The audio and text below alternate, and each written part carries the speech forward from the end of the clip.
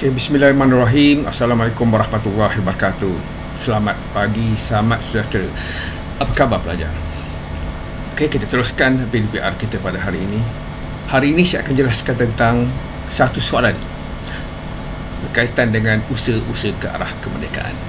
Soalannya berbunyi, galurkan usaha-usaha ke arah kemerdekaan tanah Melayu dari tahun 1946 sehingga 1957. Seperti biasa dalam soalan, kita kena faham 4 perkara. Pertama, dari segi tugasan. Soalan ini galurkan, itu adalah tugasannya. Bila kita menggalurkan sesuatu, berarti kita kena galurkan peristiwa, iaitu usaha-usaha ke arah kemerdekaan itu mengikut kronologi. Ini dari tahun 1946 sehinggalah 1957. Ini jadi bila soalan galurkan, tugasannya galurkan. Pelajar kena menghuraikan fakta, itu pengetahuan secara kronologi, iaitu mengikut urutan. Ini dari tahun 1946 sehinggalah 1947, ataupun membincangkan tentang peristiwa yang membawa kepada kemerdekaan. Okay, juga kita perlu menggalurkan peristiwa itu dari yang awal kepada yang akhir sehinggalah tahun 1957. Jadi dalam soalan tugasan galurkan, kita tak boleh dari segi masa tu kita kronologi masa tu tak tepat. Misalnya tahun 51 sistem ahli tu kita dahulukan, reunion kemudian, itu tidak menepati dari segi tugasan galurkan. Jadi bila kita galurkan mesti mengikut kronologi sehinggalah daripada mula 1946 sehinggalah tahun 1957, iaitu 31 Ogos 1957 bila kemerdekaan tanah Melayu tercapai.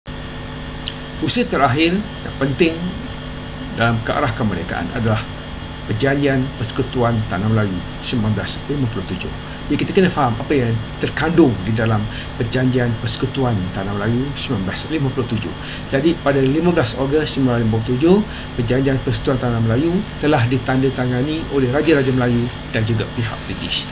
Jadi perjanjian ini telah melahirkan apa yang dipanggil sebagai Perlembagaan Persekutuan Tanah Melayu 1957 yang berasaskan kepada Perjanjian Persekutuan Tanah Melayu 1948. Okay, ada beberapa perkara penting ini dalam Perjanjian Persekutuan Tanah Melayu 1957.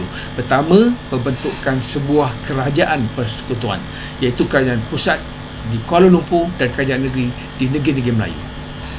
Ini kecuali Singapura. Jadi pemisahan kuasa antara kuasa persekutuan dan kuasa negeri melalui senarai persekutuan dan senarai negeri, juga senarai bersama. Jadi bidang tugas di antara kerajaan pusat dan kerajaan negeri telah diperjelaskan dan terkandung mengikut peruntukan Perlembagaan Persekutuan Tanah Melayu Merdeka tahun 1957. Okay, dalam perlembagaan ini juga menetapkan bahawa institusi raja dijadikan sebagai raja berperlembagaan pada peringkat negeri dan juga peringkat negara, di mana Yang di-Pertuan Agong menjadi ketua negara, okay, dan Perdana Menteri sebagai ketua kerajaan. Jadi kedudukan istimewa orang Melayu dikekalkan dan agama Islam sebagai agama rasmi persekutuan.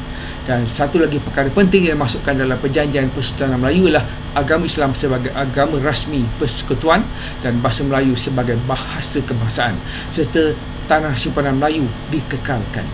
Jadi jelas dalam Perjanjian Persekutuan Melayu ini sebagai perlembagaan yang paling tinggi dalam negara, iaitu undang-undang terbesar tertinggi dalam Persekutuan Tanah Melayu, telah menetapkan pentadbiran negara bersifat demokrasi berparlimen, iaitu okay, kesimpulannya dalam soalan ini kita boleh membuat 2 kesimpulan yang penting. Pertama, kemerdekaan yang dicapai pada Ogos 1957 bukanlah satu proses yang mudah untuk dicapai. Kedua, matlamat kemerdekaan itu hanya dapat dicapai setelah melalui satu proses yang sangat panjang. Kita boleh nyatakan apa yang berlaku selepas ini. Jadi selepas Tanah Melayu merdeka, usaha-usaha telah dibuat untuk membentuk apa yang dipanggil sebagai gagasan Malaysia ataupun cadangan pembentukan Malaysia, dan akhirnya menjadi realiti pada 16 September 1963, maka wujudlah sebuah negara baru yang dipanggil Malaysia.